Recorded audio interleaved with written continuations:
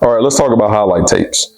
I'm going to discuss kind of like what we look for in highlight tapes, what you should put on there, some of the common mistakes that I've seen in highlight tapes that, I would, if I could talk to every kid in the world, this is what I would tell you. So hopefully this helps. Like I said, it's going to be a deep dive, a little bit longer content, just to, try to help you guys.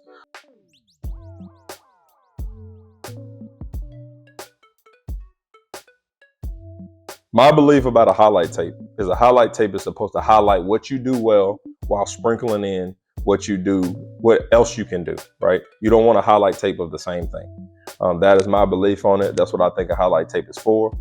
We don't want to see you do 25 dunks straight in a row because you're an athletic guy, right? Because you put yourself in a box that way, and I'll get into that later on. But you don't want to have just all shooting, because then we're going to be like, okay, can he do anything else besides shooting? You want to have a mixture of things, 1 to 3 minutes long, to help a coach create dialogue so that he can end up going to your games. And that's what you want. You want him to be able to go to your game. All right. I'm going to dive into this. I'm just giving you a kind of a summary about what I'm going to speak about so that you understand. Okay. Number one. Okay. The common mistakes I see on the highlight tapes. Your highlight tapes are extremely too long. All right. 5 to 10 minutes is a really long time, especially when at the volume of stuff that we're getting.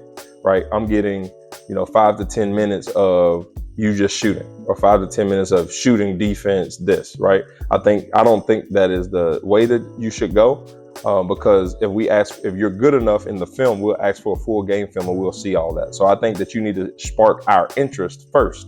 See what we like. See if we like you first, right? Before you kind of like give us a whole 10-minute, condensed version of your film. Because me personally, I can't speak for everybody else, but me personally, I'm going to watch your film. So I'm not going to, your highlight tape is great, but I also know a highlight tape is everything that you've done well, right? I want to see the things that you cannot do so well and see, can that translate over to this game? And I think a lot of coaches think the same way, but that's how I operate. Like I said, I can't speak for them. Your tape needs to be 1 to 3 minutes long, like I said, and you are to highlight what you do well and throw in things that you can do, right? So let's say, for example, you're a very athletic guy, right?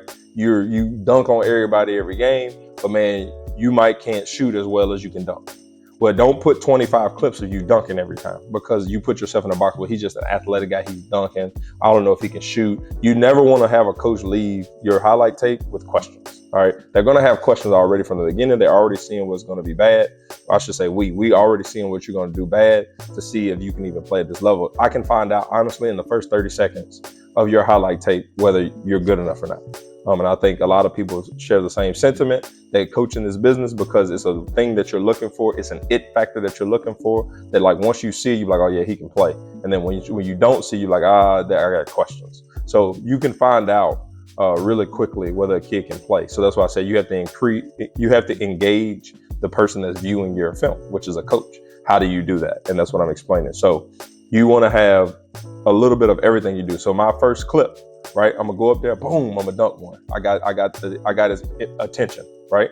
Then the next one, I'm gonna show me making a move, shooting a 15-footer, right? I'm gonna show me getting an offensive rebound. Then I'm gonna come back and I'm gonna dunk again, because I'm gonna keep him engaged or her engaged into the film. All right. For girls, you got to do a little bit different things. We don't want to just see you shoot. They don't want to just see you shoot, right? Show you shooting, show you passing the ball off, show you getting an assist. You know what I mean? Doing different things. If you can dunk, show some dunks. You know what I mean? But don't have a highlight tape that's just full of one thing. Showcase what you can do in that 1 to 3 minutes, because it's kind of like in business, we call it an elevator pitch. You got 15 seconds if you're in the elevator with a business owner to pitch your business to try to see if you can get paid from off the business or you can get a deal. So you only have a short window of time that you have to give us for you to try to impress us enough that we create dialogue. And that's the main thing that you want. The second thing that I think is a common mistake, your music is kind of vulgar. A lot of the times, it's not that profanity is just necessarily a bad thing, but some coaches do not like profanity, right? It is distracting to your video, right? Especially if the message is bad. Like for example, if you're listening to a song and they talking about shooting and killing, and you got a basketball video, which that's most of the music, I understand, but you got a basketball video, it kind of takes away from your your video, right? I would stick to mostly non-profane music, clean music, and instrumentals, right?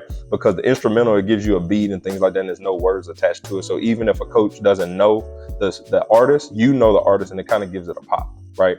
But if they don't know the artist and that's what the message is, it could send off the wrong message about you. Just by looking at your highlight tape, because if that's the type of music you listen to, that's what's going into your ears, that's what's influencing you. Like I said, for me, I listen to some of the music that you guys listen to, but then again, I'm one coach out of all the thousands of coaches that's out there. So that is another common mistake. Make it clean if I'm being on the safe side, and use an instrumental if I'm on the safe side. Third thing is, it's too many clips. I kind of touched on that, the first one. It's way too many clips of the same thing. All right. So like I just said, you want to create dialogue. All right. Dialogue is important when it comes to coaches. I want to create enough interest to be like, oh man, send me your number, or man, would you go JUCO, or man, I want to create dialogue with you, right? Every coach wants to create dialogue. When do you play next, right? Because now that means I'm going to go out and I'm going to see you, right? So that's what you're trying to create with your highlight tapes. Hopefully you can take these mistakes and try to correct them in your highlight tapes. And like I said, look at different people that have good highlight tapes. Look at different people that have, really good, a following of highlights. Like one of the guys that I know that does really great highlights that I think are kind of like really engaging and they make you watch is Fire Mixtapes. He's one of my friends, but like I said, he does a really great job. He's been at it for a few years and he does a really great job. There's some other ones out there, but that's one that I know specifically that you can follow him on Instagram and see his work. And I think he does a really great job. Highlight tape truths. Okay, these are things that I think are the truth when it comes to highlight tapes that you may not want to hear, but it's just the honest truth. Okay, too many coaches have gotten burned on highlight tapes to take you off a highlight tape. It's not many kids. I'm not saying it's none. It's not many kids that are going to get taken off a highlight tape because you want to see what they do bad, right? In business, you want to know what you're getting, right? You want to know, okay, this kid is going to give me 20 points a game, but he struggles with turning the basketball over, right?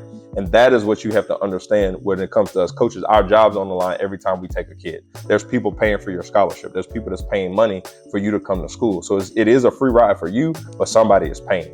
And so that's what you have to understand. We can't just take risk off a highlight tape. So that's a lot of the times, like if you don't get people respond back to you, one, we have kids that we're recruiting.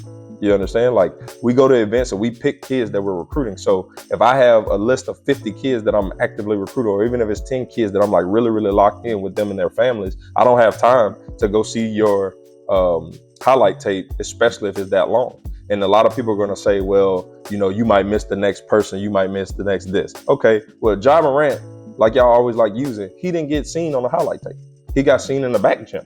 Right. So, yes, it's our job to go around to all these back gyms and try to see and work hard and try to find the next guy. But, man, most of the time we're not finding the next person off a highlight tape. And even if you do, and we're not saying that you're not good. You can take that highlight tape. Somebody could take a chance on you. You could do really well. We're not saying that. It's not smart to do that in business. You know what I mean? So it's just kind of like if you order something, let's say you are in retail, right? And you order something without seeing the product. You're not going to do that. No one's going to do that. So it's just the same. It's the same thing. Like I can see it with my eyes, but I want to physically see the product. And that's what you want to do. You want to create dialogue so that the coach comes sees you. Like I keep saying. Number 2, the competition level that you play against matters. Okay. For example, if you're 6'5" or 6'6" and you're scoring on everybody in the clip and they don't look as big as you or they don't look as strong as you, then yes, the competition is going to play a factor into what you do. All right. That is just the truth. Okay. Guards come a dime a dozen. All right. There's a bunch of 6'2" and below 6'3" and below kids running around that can make a basket. All right. It doesn't make you the best ever. All right. It doesn't make you the best player in the country. Right. Because your competition level is going to speak it all. We want to see, can they make these plays against college level guys, right? Can they make these plays in their AAU? That's where AAU becomes a big deal, right? High school basketball is important, but AAU is just as important. Like I said, they go hand in hand.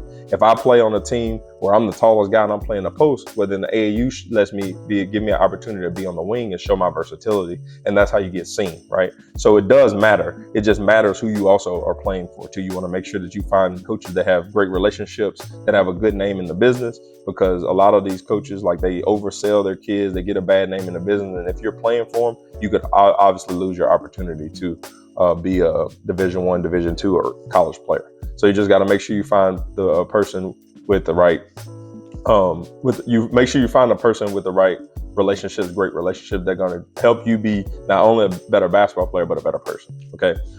Girls, same thing. If you're bigger than everybody else, and you're killing them and the competition level don't look very great, you need to go make sure that you go get the film that you can play against great competition. Okay.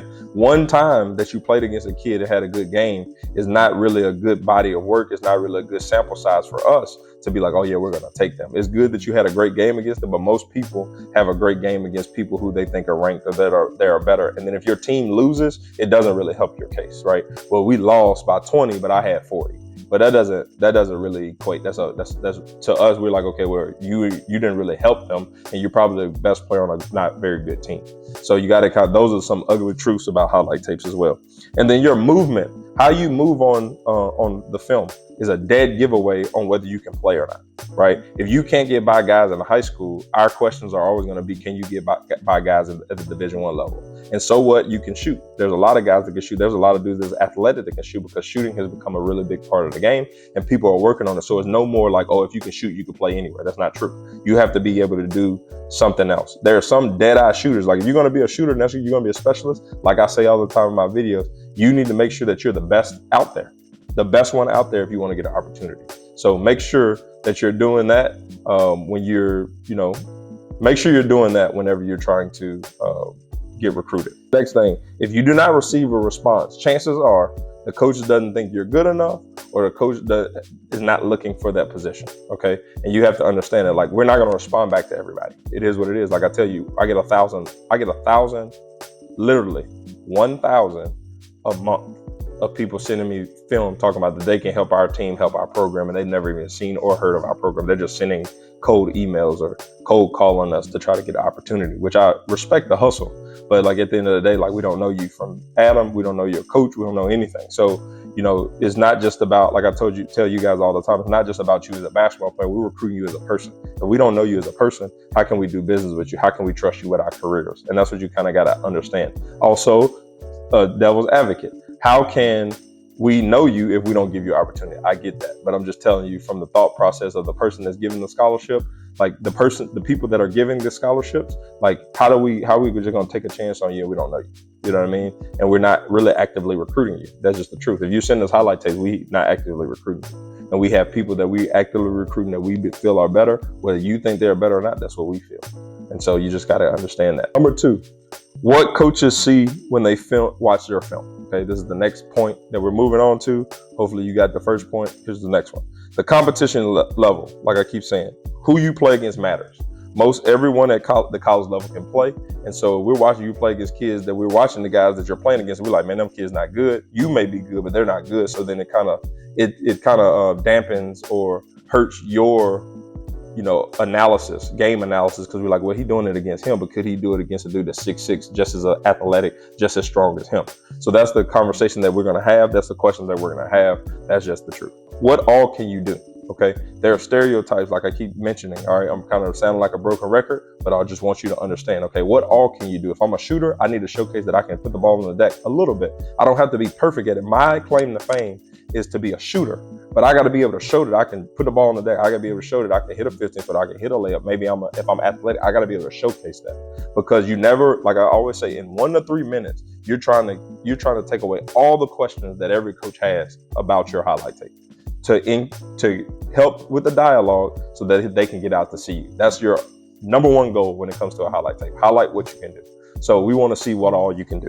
Okay, what type of ceiling do you have? And what I mean by ceiling, there are kids that can be a lot better, and there are kids who they're going to tap out, right? Sometimes if you tap out, you can play on a Division I team, but it's not room for a whole bunch of you, right? And so that is kind of like, that's the thing that I hear a lot of times in my comments. A lot of people think like, well, I'm better than this kid, I'm better than this kid. Well, maybe you think that you're better than them, but you might not be better than them, right? Or that guy, you may be better than him today, but you can't get to where he's going to get to. And a lot of the guys that have these high ceilings are my next point, the athletic guys. They're really athletic. So athleticism plays a big part in Division I basketball, because you can get beat just because you have no athleticism. You also can win without athleticism. I'm not saying that. It really depends on the program. It really depends on the staff that's recruiting you, because some people recruit different things, right? So every program is different. We're not all the same. Every coach is different. We're not all the same. Our philosophies are different. What we think about the game is different. Whether you agree, it doesn't matter, because there's, like Virginia scores in the 50s, right? The University of Virginia, they play in the 50s. They play slow. They play a pack line defense, right? And then you got Nolan Richardson when he was at Arkansas. You guys probably don't know, but go do your research. He's a legendary coach that coached at Arkansas, and he's 40 minutes of hell. So you got a whole bunch of people that do different things. Rick Pitino played up and down, played fast, same thing. So there's a lot of different ways to play the game, and there's a lot of ways that people have won championships playing the game and what they believe in, and they recruited to their belief, right? So there's people that want to shoot threes all the time now. They don't want to shoot twos. They want to shoot all threes. They want to get a team that just can shoot. So at the end of the day, is not one way to skin a cat. Like I said, your version of the way that you view the game and the version that I view the game is probably going to be different. But it doesn't matter as long as you got people that believe in what you do, that can, that'll end up helping you. So that was my last point. And then when you put your stats in your email, let me explain to you what good stats are. All right. A stat line that stands out. If you're a guard, 20 points plus per game, 5 rebounds plus 5 plus rebounds and 5 plus assists are good numbers, right? Those are numbers that we can see okay, them are really solid numbers, but you have to back them up with percentages. You have to shoot as a guard 45 plus from the field, no problem. You got to shoot 37 plus from the 3, no problem. Especially that line that you're shooting from in high school is smaller than our line. It's like 2 feet shorter. All right. So you got to at least shoot 37% from the 3. All right. That's something that takes gym work. That's something that you got to get in the gym. If you're not a scorer, you have to be able to show that you can do more. So let's say you score 12 points, but you got 8 rebounds, 6 assists, 8 rebounds, 6 rebounds, 8 assists. That shows that you can do little bit of everything. So those type of guys are good to get recruited. They still may not get a Division I scholarship, but you can be like, okay, we can improve that. Especially if the kid, like I said, he's a little bit bigger at the point guard spot, or he's athletic, right? A lot of the little guys, they get overlooked. It is what it is. That's the game. It is what it is. It doesn't mean that we think that little guys can't play, but man, there's so many little guys. And why are you going to fill your team with 6'5", 9 guys? You're not going to do that. So maybe 1, maybe 2, maybe none. You know what I mean? Like I said, every program, every coach is different. So yes, you guys get a bad end of the stick. That is the truth. But it doesn't mean you stop working. If you're the best guy that's 5'9" out there, you're going to get a scholarship. A lot of you guys think you're the best guy, and there's guys at 6'3" that are doing the same thing that you're doing. So why would I not take the 6'3" guy? That's how you got to think. That's just the honest truth. If you're an elite guard, the 50-40-90 club is what you need to be. 50% from the field, 40% from 3, 90% from the free throw line. All right. That everybody should be striving. If you want to be an elite guard, you should be striving 50-40-90. Okay. That's something that you got to practice. You got to work on it. You got to get in the gym. You got to work to get that. All right. You cannot lie about your stats. It don't matter when you put it on the film, because we know some of you guys lie about your height. You lie about the stats. We going to see when we see you if you're that good. Because this thing about the beauty about this game is it doesn't lie. The work that you put in, it shows, right? The work that you don't put in, if you ain't putting enough work, you ain't gonna get the results. So it's a really good game, because hard work is foolproof, right? It's something that I say all the time. It is foolproof. If you work your butt off, it's foolproof. It works. All right. So you just keep getting lucky, I guess, if you want to say it that way. All right. Post guys, if you play in the post, or post girls, post guys, post players. Okay. You need to have a double-double. All right, 20 plus points, 10 plus rebounds. All right. If you're not a high volume scorer, you're just a rebounder, you need to be 13, 14 plus rebounds with the 12 plus points, right? And you need to shoot 55+% from the field. All right. You got to shoot high numbers, because you're right there at the basket. You can't be shooting 46% from the field and you're 6'10", or you're 6'8", and you're right by the basket. That means you're inefficient. It's not going to help you get recruited. That is not something that we're looking at. You can't tell me that stats don't matter. They matter. And it's the numbers game. There's a lot of analytics in our game. It's a numbers game. They already say that a post pass in analytics, a post play where a dude is shooting a hook shot in the paint is a bad shot. You get what I mean? So if they're already saying that, you got to be efficient. You got to shoot 55 plus 60% from the field if that's what the coach wants, and especially in the game, the way that we're going with analytics. Okay. So you got to understand that. So hopefully that helps. I hope you guys can change your highlight tapes a little bit to help you. But like I said, man, I just want to really break it down for you and what we look for in the highlight tape, what you probably need to change. And if you don't know how to change it, then you need to hire somebody to cut up your tape. There's a lot of people out there, a lot of creatives out there that'll cut up your film to make it look good so that coaches at least respond back to you. Remember, they're not all going to respond back to you. Okay, it just is what it is.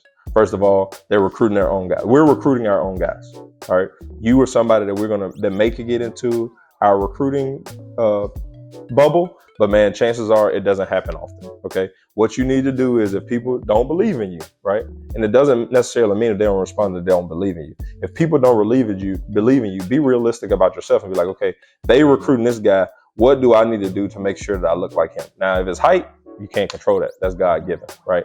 So hopefully this helps. I got to be real with you guys, but man, you got to keep working. You got to be the best out there. And if you ain't trying to do that, hey, you're going to get lost in the shuffle, lost in the sauce. All right.